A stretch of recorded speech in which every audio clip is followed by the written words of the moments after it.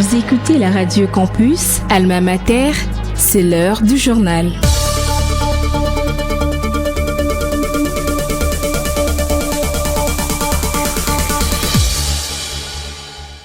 Bienvenue sur la radio Campus Alma Mater pour vous informer les principaux titres de ce journal. C'est ce lundi 1er septembre que va débuter officiellement la rentrée scolaire pour l'année 2025-2026. La ministre d'État Raissa Malou a rappelé les priorités, entre autres la gratuité de l'école primaire, l'amélioration de la qualité de l'enseignement. Le ministère des Infrastructures et Travaux Publics, John Banza, a échangé avec l'ambassadeur de Chine, Zhao Bin, autour du renforcement de la coopération dans le projet stratégique et d'infrastructure. À l'occasion de la commémoration des conventions de Genève du 12 août 1949, la faculté de droit de l'université de Kinshasa, à travers son département des droits de l'homme, a organisé ce samedi 30 août une conférence sur la protection des victimes des conflits armés à l'est de la République démocratique du Congo. Voilà tout pour les sommaires, une fois de plus, bienvenue dans ce journal. Vous êtes branchés sur la radio Campus Unikin, la radio du savoir, sur 107.6 MHz, votre radio. Je le dis tantôt, c'est ce lundi 1er septembre qui va débuter officiellement la rentrée scolaire pour l'année 2025-2026. La ministre d'État Raissa Malou a rappelé quelques priorités, entre autres la gratuité de l'école primaire, l'amélioration de la qualité de l'enseignement, l'égalité des chances et l'intégration des technologies. Elle assure que des mesures sont prises pour l'éducation dans les zones sous occupation et que des constructions d'écoles se poursuivent. On écoute la ministre de l'Éducation, Raissa Malou. Mesdames et messieurs, chères enseignantes, chers enseignants, chers parents, chers élèves, c'est avec une immense joie que je m'adresse à vous pour annoncer le lancement ce lundi 1er septembre de la rentrée scolaire 2025-2026. Cette période demeure un moment clé pour nos élèves, nos enseignants et l'ensemble de la communauté éducative. En collaboration avec tous nos partenaires, l'administration de l'Éducation nationale et nouvelle citoyenneté se mobilise pour faire de l'école un lieu de formation de citoyens responsables et engagés. Nous avons pris des mesures concrètes pour encourager les pratiques civiques au sein de nos établissements. Cette année, nous nous engageons à bâtir un environnement d'apprentissage encore plus stimulant et inclusif. Nos efforts se concentrent sur 4 priorités essentielles. La consolidation de la gratuité, le renforcement de la qualité de l'enseignement, la promotion de l'égalité des chances et l'intégration des technologies dans nos salles de classe. Pour concrétiser cet engagement, nous avons plusieurs nouvelles initiatives. La réforme des programmes scolaires, la mise en place des cantines dans des écoles pilotes, le développement de l'enseignement à distance, la formation continue des enseignants du secondaire et une meilleure gestion de l'éducation en situation d'urgence. Je tiens à remercier chaleureusement tous les enseignants et le personnel éducatif pour leur dévouement et leur engagement. Vous êtes au cœur de la réussite de nos enfants et nous sommes à vos côtés pour vous soutenir dans cette mission. Je tiens à rassurer les élèves, les parents et tous les acteurs éducatifs dans les zones sous occupation. Des mesures ont été prises pour garantir la continuité de l'éducation avec le soutien de nos partenaires. Des espaces temporaires d'apprentissage sont en train d'être installés, notamment dans les territoires de Nyiragongo et Lubero, afin d'accueillir les enfants. Par ailleurs, des travaux de construction d'infrastructures scolaires sont en cours dans plusieurs autres territoires et d'autres projets sont à différents stades d'avancement pour offrir des environnements d'apprentissage qui soient sûrs et stables. Il est essentiel de rappeler qu'en période de crise sécuritaire, l'éducation doit se poursuivre pour assurer l'avenir de nos jeunes. Le ministre des Infrastructures et Travaux Publics, John Banza, a échangé avec l'ambassadeur de Chine, Zhao Bin, autour du renforcement de la coopération dans le projet stratégique et d'infrastructure. L'ambassadeur a souligné la solidité du partenariat sino-congolais et a mis en avant l'avancement du centre de formation professionnelle ainsi que la construction du nouveau siège du ministère de l'Intérieur. Pour sa part, John Banza a réaffirmé sa volonté de consolider le partenariat international afin de faire des infrastructures un levier clé du développement. Les dépouilles de l'ex-gouverneur militaire du Nord Kivu, le lieutenant-général Peter Sirimwami Kuba, et le colonel Rugabisha Alexis Lewis seront inhumés ce lundi 1er septembre à Kinshasa. Selon l'état-major général des forces armées, la cérémonie se déroulera au Palais du Peuple en présence du chef de l'État Félix Tshisekedi avant leur mise en terre au cimetière Repos du Soldat dans la commune d'Elancélé. Les deux officiers ont été élevés à titre posthume au grade des lieutenants général et des générales de brigade. Deux présumés auteurs d'un braquage suivi du meurtre d'un jeune homme au quartier Masangambila dans la commune de Mongafula ont été arrêtés vendredi par la police nationale congolaise. Un troisième suspect porteur d'une arme à feu est toujours en cavale. Le bourgmestre Séverin Lumbu Malamba promet une riposte rigoureuse contre la criminalité et appelle la population à collaborer avec les forces de l'ordre. À l'occasion de la commémoration de Convention de Genève du 12 août 1949, la faculté de droit de l'université de Kinshasa, à travers son département de droits de l'homme, a organisé ce samedi 30 août une conférence sur la protection des victimes des conflits armés à l'est de la République démocratique du Congo.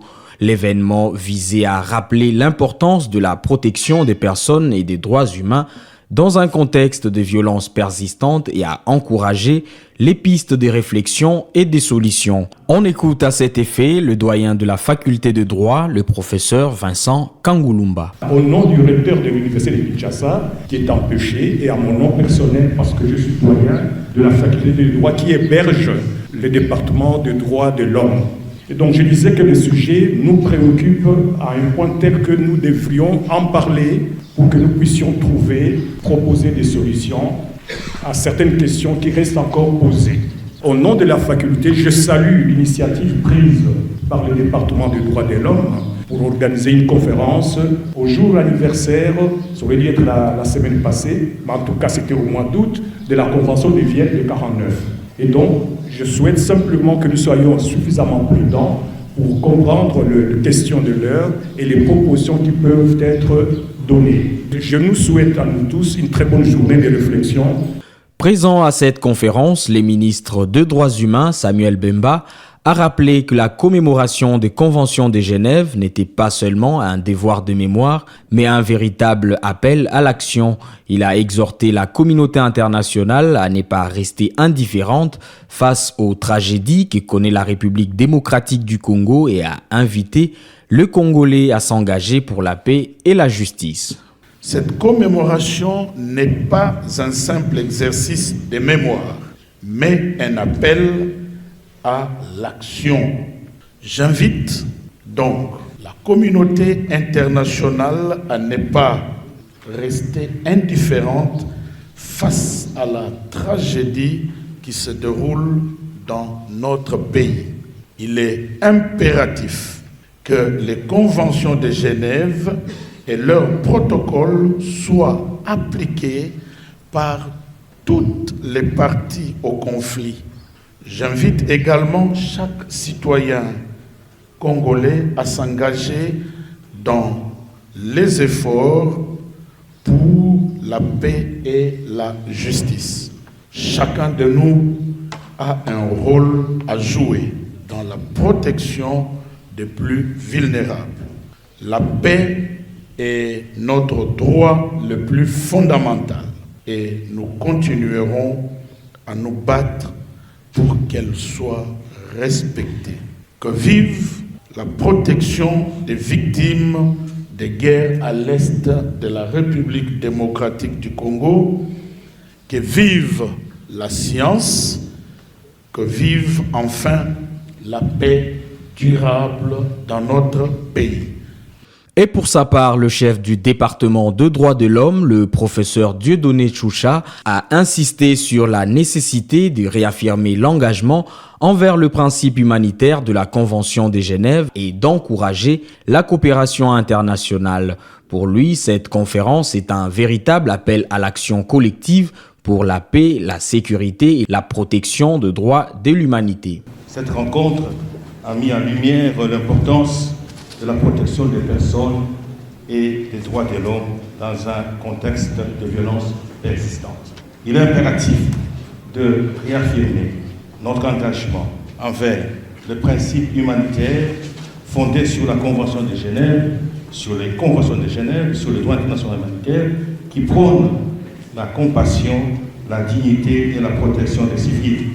Alors que nous faisons face à des crises humanitaires dans plusieurs régions de la RDC, notamment à l'est de la RDC, il est essentiel de renforcer la coopération entre le gouvernement, les ONG et la communauté internationale pour développer des stratégies durables de paix et de réconciliation en RDC. En conclusion, cette conférence ne doit pas être vue comme une simple commémoration, mais comme un appel à l'action.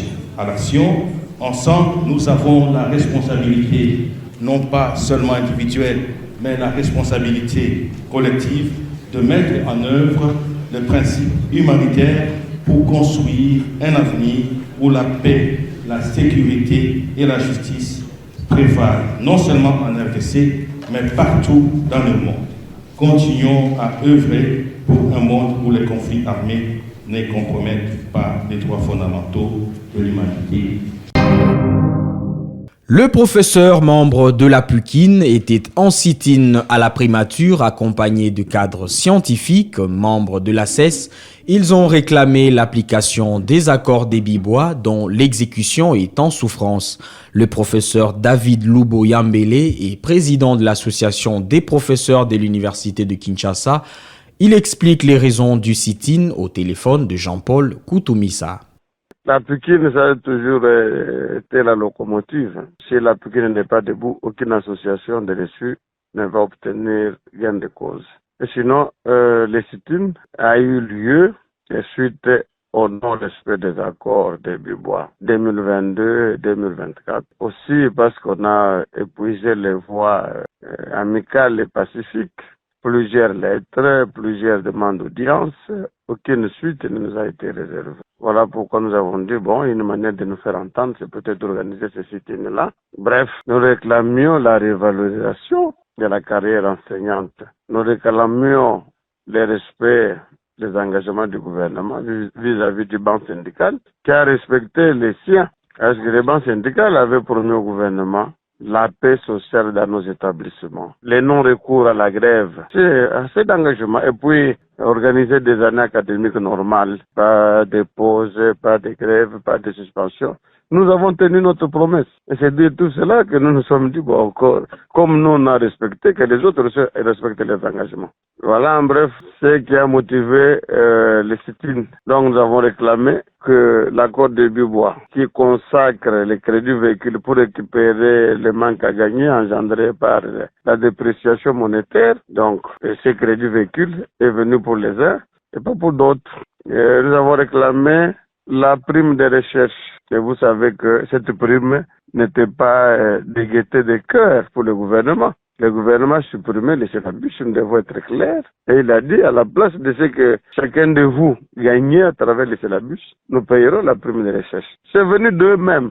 Et nous avons demandé qu'on puisse récupérer cette fois-là le pouvoir d'achat. Et ils ont dit oui, on va vous amener à ce que vous touchiez, mais en deux tranches. La première tranche a été payée au mois de juillet 2023. Suite à une marche, là j'insiste, parce qu'on peut ne pas être compris, mais la première tranche, le premier compte de l'accord de Bibois n'a eu lieu qu'après la marche du 3 mars 2023, organisée encore une fois de plus par la PUCIN. Il y a l'épineux problème de la mécanisation en les salaires de base et de nouveaux docteurs. Les salaires de base, les professeurs qui me suivent, parce que je parle en leur nom, je pense que s'il y en a qui les touchent en rapport avec leur grade, c'est peut-être 2%. Vous savez, il y a des professeurs qui n'en ont même pas. Et d'autres les touchent comme assistants de premier mandat. Et ça, c'est des choses qu'on pouvait liquider, ne fût-ce que par bonne foi. Et alors, là où les Romains s'empoignent, c'est par rapport à la commission de suivi, pour montrer quand même que le gouvernement a manifesté sa mauvaise foi. On a dit pour tout cela, nous créons une commission de suivi interministérielle et qui va se pencher sur toutes les questions pour voir leur matérialisation. C'est la fin de ce journal présenté par Lucien Pongoué, mais avant de nous séparer, je vous rappelle les principaux titres. C'est ce lundi 1er septembre que va débuter officiellement la rentrée scolaire pour l'année 2025-2026. La ministre d'État Raïssa Malou a rappelé les priorités, entre autres la gratuité de l'école primaire, l'amélioration de la qualité de l'enseignement. Le ministère des Infrastructures et Travaux Publics, John Banza, a échangé avec l'ambassadeur de Chine, Zhao Bin, autour du renforcement de la coopération dans le projet stratégique et d'infrastructure. À l'occasion de la commémoration des conventions de Genève du 12 août 1949, la faculté de droit de l'université de Kinshasa, à travers son département des droits de l'homme, a organisé ce samedi 30 août une conférence sur la protection des victimes des conflits armés à l'est de la République démocratique du Congo. Ce journal est complètement terminé, mis en onde par Emmanuel Boutella, concours rédactionnel Jean-Paul Koutoumissa, Divine Gomba. La technique est assurée par Sylvain Chizungu, Jason Loudem, sous la supervision de Luxen Kinounou. Restez fidèles au programme de la 107.6 MHz, la radio campus Alma Mater, la radio du savoir.